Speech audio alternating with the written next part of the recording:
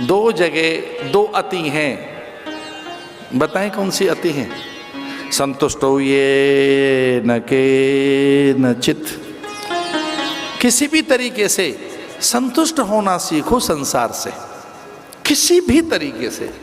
संतुष्टो ये न के न चित, संसार से तो संतुष्ट होना सीखो, बस बहुत हो गया। धन मान सुख संपदा सौंदर्य यश कीर्ति, बस बहुत हो गया, अरे संतुष्ट हो जाओ। लेकिन साधन व्रत नियम दान पूजा में असंतुष्ट रहिए। जिस दिन आप संसार से संतुष्ट होना सीख गए और साधना में भक्ति भाव में असंतुष्टता रही आपकी, तब डिक्लेयर कर देना कि मैं साधक हो गया।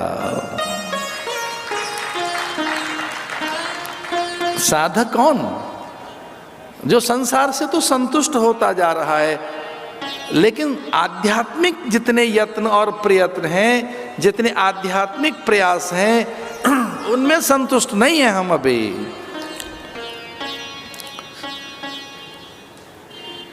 तो मानसिक और एक अजपा, आपके प्राणों से अपने आप हो, स्वतः हो, सांसों में हो, आपके निरंतर हो, हर पल।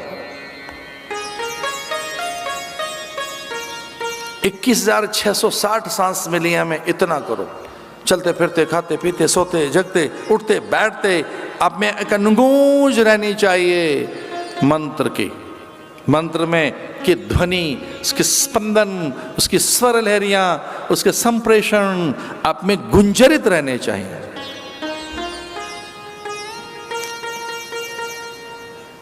ये तारक है। जितने भी इनपुट्स हमारे भीतर आ रहे हैं, इतना ओवरलोडेड है, इतना लोडेड है, इतनी चीजें घुसती जा रही हैं, दृश्य, घटनाएं, व्यक्ति, वस्तु, पदार्थ, रुचि, उनकी छुअन, आकर्षण, छूना, चखना, भोगना, ये कर लें, ऐसा कर लें, ये सब जितना लोडेड है, आप ठूस ठूस के भर रखा है संसार। उस पूरे कचरे को निकालने के लिए, तो पूरी क्लींजिंग के लिए एक ही उपाय है, और वह नाम भगवान का जप कीजिए। ओम नमो नारायणाय इति ख्यात तारक मंत्र।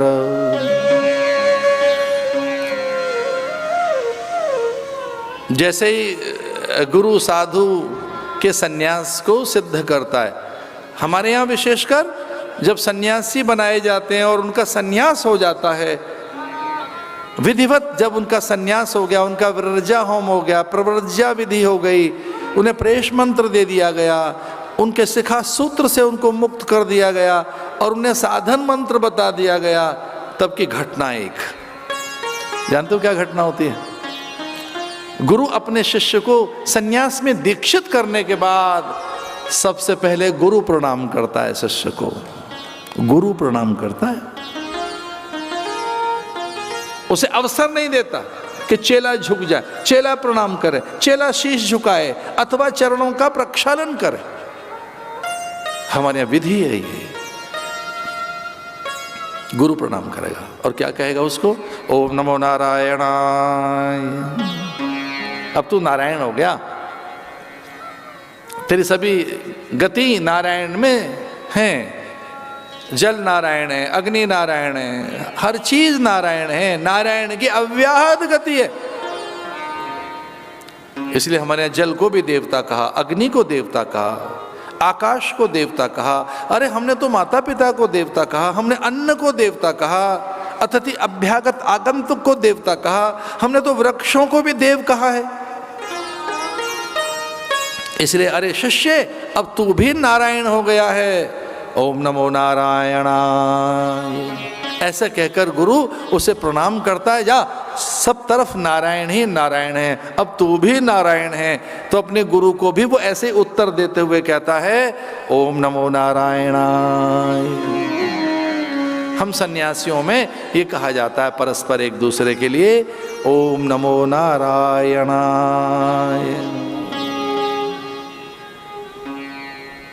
भगवान ने साधु भेज दिए अजामिल के घर, तारण के लिए कि नाम कैसे दिया जाए, मंत्र कैसे दिया जाए, कोई तो बहाना लगेगा। और सबसे बढ़िया बहाना अगर कोई है भगवान से मिलने का, उनके ठौर ठिकाना पता लगाने का, अथवा साधन विधि की जानकारी प्राप्त करने का, तो उस ठौर ठिकाने का नाम है सत्संग। और जहां आप बैठे यही ठिकाना है।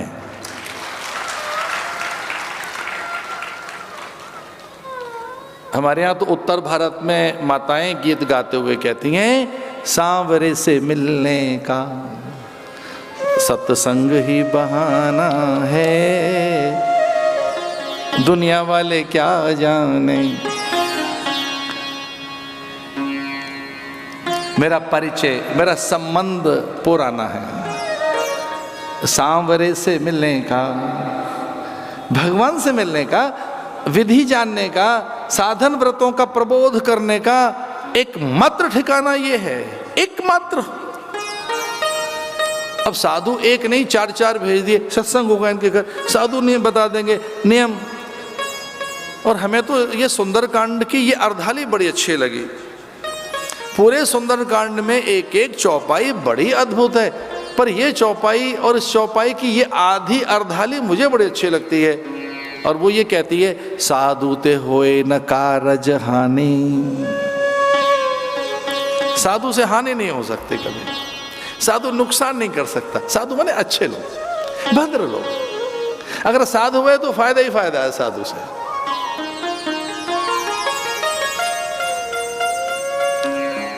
बिचारी ने, उस नर्तकी ने अथवा उस गणिका ने, और अधिक उसके लिए अपशब्द नहीं कहने चाहिए, वो माँ है, नारी है बेचारी। और कभी नारी का तिरस्कार मत करिए, अपमान मत करिए। वो किसी प्रारब्ध के कारण वहां मुजरा कर रही है बेचारी। यहां से तो संगीत गया है, राजस्थान से खो गया था। पूरे देश को अगर संगीत किसी ने दिया है तो राजस्थान की धरती ने दिया है। और राग यहां से गए हैं, वो मालकोश है इधर उधर बिखरे हुए, वो अपने रूप जाल से इस तरीके से नाचते हुए। मैं नहीं जानता, कभी हमने सुना था कि मुजरा होता है जयपुर में, नाम जाने होता है कि नहीं, सुना था मैंने, कहीं होता था कभी किसी समय। संगीत वहां से गया, पक्के राग गए यहां से, बड़े बड़े लोग उन्हें सुनने आते थे संगीत। यहाँ तो गुरुओं ने आकर, संतों ने, साहित्यकारों ने आकर, कि जब राजा भी महलों में ही आसक्त हो गए तो फिर कहीं कोई बिहारी जैसा आया, नई पराग नई मधुर मधु नई विकास एह काल, अली कली सौ विध्यो आगे कौन हवाल।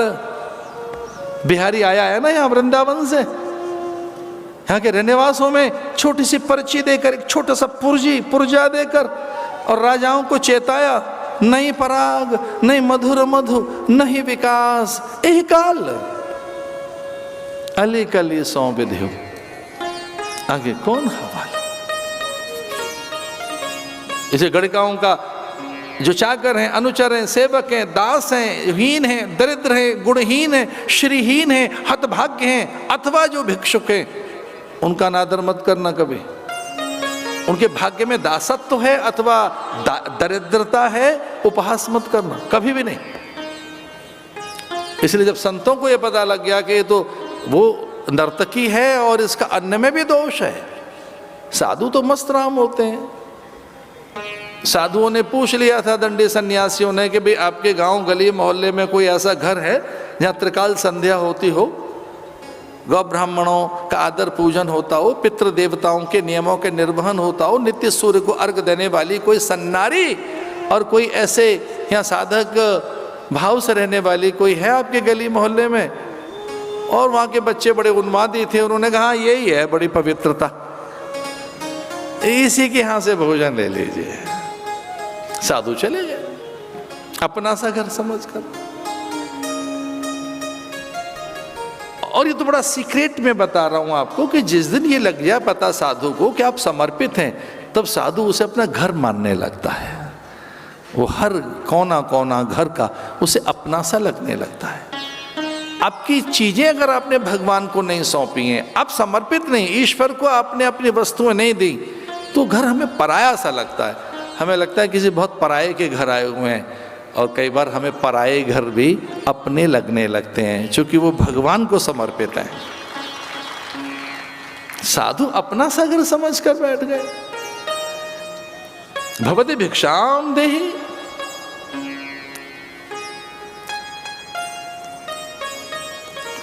और उसे पता नहीं था साधुओं को भोजन कैसे कराता है। हविष्यान्न कभी उसने बनाया नहीं। अन्न तो पहले यज्ञ कुंड में जाना चाहिए। जो अग्नि को समर्पित नहीं हुआ है अन्न, जो ईश्वर को अर्पित नहीं हुआ है अन्न, वो अन्न अशुद्ध बताएगा। इसलिए उसे भोग लगाओ उस अन्न का, उसमें तुलसी दल रखो, ठाकुर से कहो इसे आरोगो। तुद्यम वस्तु गोविंद तुभ्यमेव समर्पय। साधुओं को पता लग गया है तो दूषित अन्न, चौर अन्न, दस्यु का अन्न, कोई ये ठीक नहीं है। जिस घर में आ गए और ये भी बेचारी ऐसी ही है और इस अन्न में भी विकार है, दोष है, तो साधु उस थाली को भगवान को समर्पित करने लगे। ब्रह्मवि ब्रह्मागनौ ब्रह्मणाहुतम् ब्रह्मैव तेन गंतव्यम ब्रह्म कर्म समाधिना ब्रह्मार्पणम ब्रह्मार्पणम ब्रह्महविः ब्रह्मागनौ ब्रह्मणाहुतम्। साधु ज्ञानी थे। साधु जो थे उन्होंने कहा रे अन्न ही ब्रह्म है, उसे पचाने वाली अग्नि भी ब्रह्म है, उसे देने वाला भी ब्रह्म है, उसकी आहुति भी तो ब्रह्म है। ब्रह्मार्पणम, हे ईश्वर इसे तुझे समर्पित करते हैं। ब्रह्म हवि ही, ये तुझसे ही तो बना है और अग्नि भी तू है। ब्रह्मणाहुतम ब्रह्मैव तेन गंतव्यम ब्रह्म कर्म समाधिना। अब भाग्यशाली है वो गणिका, अब भाग्यशाली है वो नर्तकी अथवा नगरवधु, ये गणिकाओं के नाम है। नगरवधु भी कहा गया। दो गणिका कितनी भाग्यशाली है। ब्रह्मज्ञानियों ने उसका अन्न लेकर परमात्मा को समर्पित कर दिया और उसी समय उसका फल जानते हो क्या निकला? अश्वमेध यज्ञ जितना फल निकला उसका। उसी समय वो कैश हो गए पुण्य। एक कालखंड में पुण्य एकदम कैश होते हैं। वो एक कोई विंडो मिलती है, उस विंडो में एकदम पार जाता है आदमी। श्राद्ध काल में विंडो मिलती है। त्रिकाल संध्या के समय सूर्य और चंद्र का जब ऐसे युति बन रही हो, संधि काल, संध्या काल, प्रातःकाल, मध्याह्न और सायंकाल में एक कोई बहुत परफेक्ट विंडो मिलती है पार जाने के लिए, अमावस के दिन।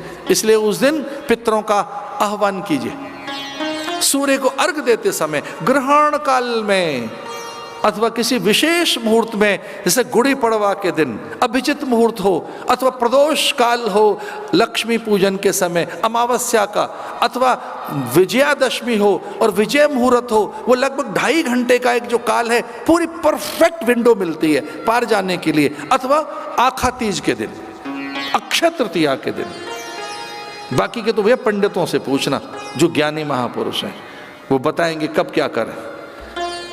लेकिन दान देते समय हर समय विंडो खुली हुई है, तब आप उदार हैं। आदर के लिए, मान के लिए, चर्चाओं के लिए, ख्याति के लिए, चर्चित होने के लिए, प्रसिद्ध होने के लिए दान मत देना। ना ना ना, उदारता के साथ। और ये औदार्य गुण परमात्मा का है। ऐसो को उदार जग माही, बिनु सेवा जो द्रवे, दीन पर राम सरिस को नहीं। जैसे आप उदार होते हैं तब आपका हृदय विष्णु हृदय बन जाता है, तब आप में पूरा नारायण ही प्रकट हो जाता है। वो कैश क्रॉप, उसी समय वो कैश हो गई, वो फसल उसी समय उसका अतिरेक हो गया, अनंत पुण्य प्राप्त हो गए। ब्रह्मज्ञानियों को भोजन करा दिया गया, देव और पितृ तृप्त हो गए उसी समय।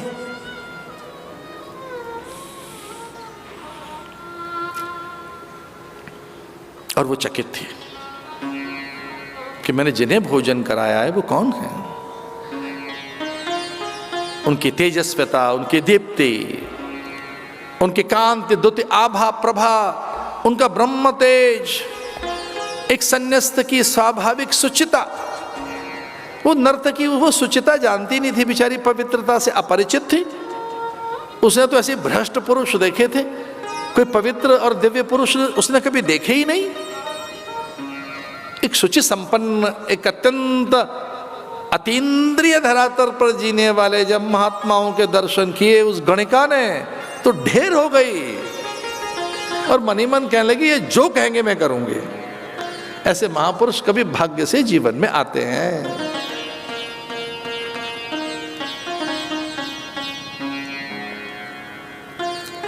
साधुओं ने कहा देख देवी तेने हमें भोजन तो करा दिया, लेकिन कुछ हमें ऐसा लगा है कि हमने ये यजन किया, ये भोजन हमने सामान्य भोजन नहीं किया, आज हमने यजन किया है, यज्ञ किया है, तेरे भोजन के द्वारा यज्ञ हुआ है, तो यज्ञ बिना दक्षिणा के फलीभूत नहीं होता, दक्षिणा और दे दे। तो अजामिल ने कहा मैं आपका अपमान नहीं कर रहा, यही दक्षिणा है। हम आपको ये नहीं कह रहे जल्दी निकलो हमारे घर से, ये दक्षिणा इतनी मान लीजिए बस हमारी। तो साधु ने कहा ना हमें दक्षिणा में कोई द्रव्य नहीं चाहिए, वस्तु नहीं चाहिए, कोई पदार्थ और परिधान नहीं चाहिए, दंड और कमंडलू भी नहीं चाहिए, कुटिया बनाने के लिए भूमि और कोई वस्त्र आदि नहीं चाहिए। अच्छा त्यागी साधु हो तो देखिए वो उसके प्रति आदर तो रहता ही है। और हमारे शास्त्र ऐसा कहते हैं कि सन्यासी कभी न मांगे, कभी नहीं। सन्यासी को उसी समय मांगने का अधिकार है जब वो देह सिद्धि के लिए तो अन्न मांग ले, क्योंकि वो औषधि है अन्न उसके लिए। तो प्राण रक्षण के लिए कुछ अन्न, औषधि और तन को ढकने के लिए इस आवरण के लिए अन्न, वस्त्र, औषधि, बस। वो भी कभी, अन्यथा तो वस्त्रों के लिए वल्कल पर्याप्त है। और आप प्रकृति के सानिध्य में रहते हैं, फिर औषधि भी क्या। और फिर अगर मान लो कंदमूल फल खा रहे हैं तो फिर अन्न भी क्यों मांग रहे हैं। पर कुछ ऐसा साधन करना है तो अन्न, वस्त्र, औषधि तक रहिए, बस, इससे ज्यादा नहीं।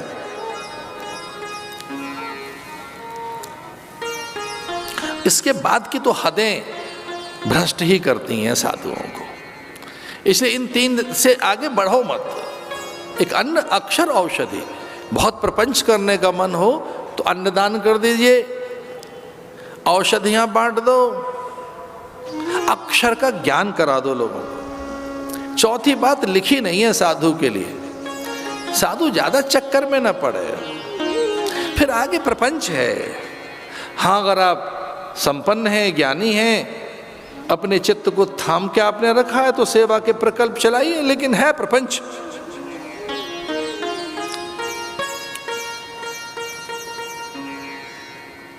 जब ये कहा कि हमें कुछ नहीं चाहिए द्रव्य दक्षिणा आदि, दक्षिणा में कुछ और मांगने आए हैं, तो अजामिल सावधान होकर बैठ गया। और वो नर्तकी भी बोले महाराज जी क्या चाहिए आपको। और तब लोग हमें बहुत अच्छे लगने लगते हैं जब उन्हें कुछ चाहिए ही नहीं। तो कितने अच्छे हैं जब कुछ नहीं चाहिए, तो कितने अच्छे हैं। तो साधुओं ने मना कर दिया हमारी तो कोई कामना ही नहीं है, पर बिना दक्षिणा लिए टलेंगे नहीं, क्योंकि हमने यज्ञ किया है। तो दक्षिणा क्या चाहिए। अजामिल से उन्होंने और उस गणिका से दक्षिणा में कहा कि हमें तो दक्षिणा में नाम स्मरण का ही वचन दीजिए कि आप कभी कभी नारायण नारायण नारायण कह देंगे। ये वचन ले रहे हैं दक्षिणा में, हमें दक्षिणा में वचन दे दो कि आप नारायण कहेंगे।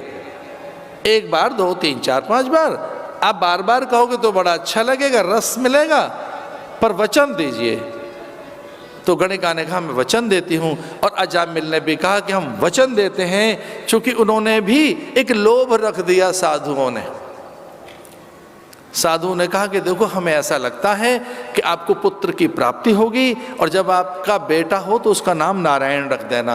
अपने बेटे को तो पुकारोगे नारायण कहकर, तब तो मुंह से निकलेगा। ये बात अच्छी लगी अजामिल को।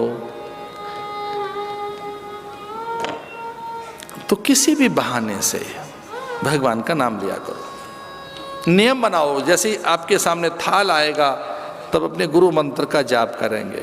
कल्पना करो आपका गुरु मंत्र हरिओम है, तो हरिओम हरिओम हरिओम हरिओम 5 बार। जल पीते समय हरिओम हरिओम, घर से बाहर निकल रहे हैं हरिओम, अपने गुरु मंत्र का, अपने इष्ट मंत्र का।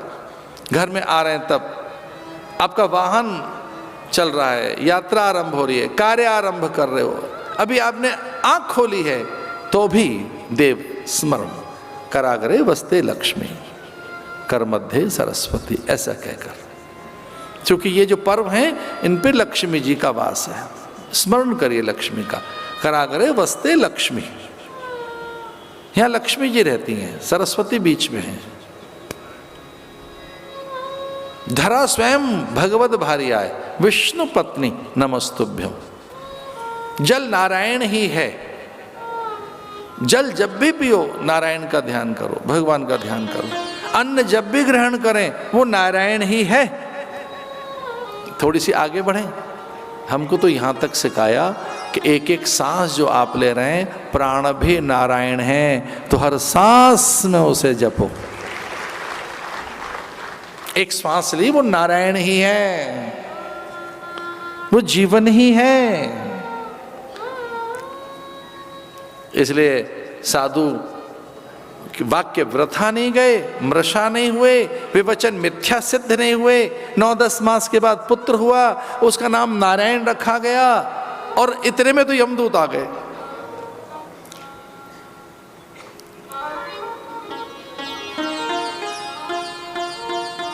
तो यमदूतों के भय से पुत्र को याद कर रहा था, नारायण नारायण नारायण नारायण।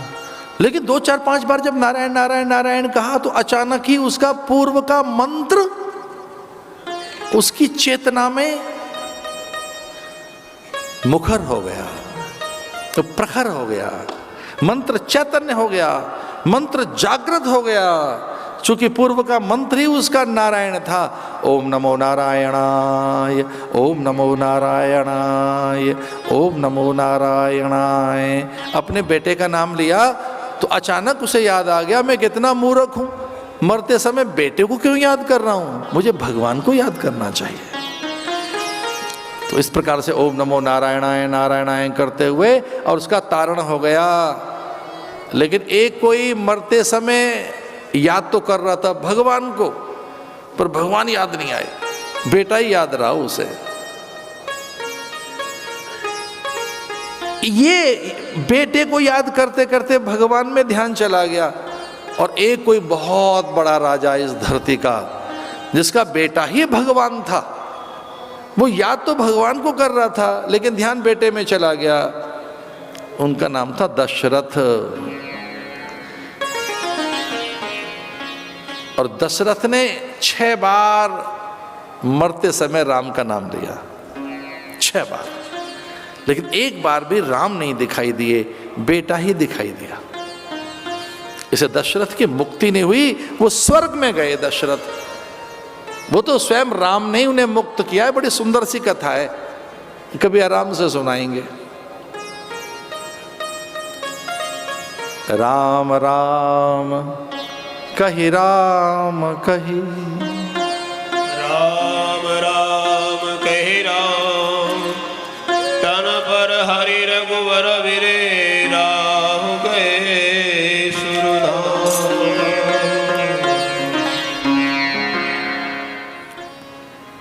दशरथ ने अंतिम समय में अपने पुत्र को याद किया, ऐसा नहीं था। उनको श्राप लगा था कि तेरे प्राण पुत्र के वियोग में जाएंगे। श्रवण कुमार के अंधे माता पिता ने उन्हें श्रापित किया था कि जिस प्रकार से पुत्र के वियोग में विकल होकर हम प्राण त्याग रहे हैं। अरे मूढ़ युवक! और तब तो दशरथ का विवाह भी नहीं हुआ था, वो युवराज थे। कि जब भी कभी तेरे प्राण जाएंगे, तेरे पुत्र के वियोग में जाएंगे। तो दशरथ मरते समय परमात्मा को ही भजना चाह रहे थे, लेकिन बेटे में ध्यान चला गया और अजामिल का ध्यान बेटे में नहीं गया। एक काम तो करना सीखो आज से और अभी से, जप करना सीखो। चलते फिरते खाते पीते उठते बैठते सोते गुनगुनाइए, कभी लिखिए, कभी गाइए, कभी जपिए, कभी ध्याइए, कभी भजिए।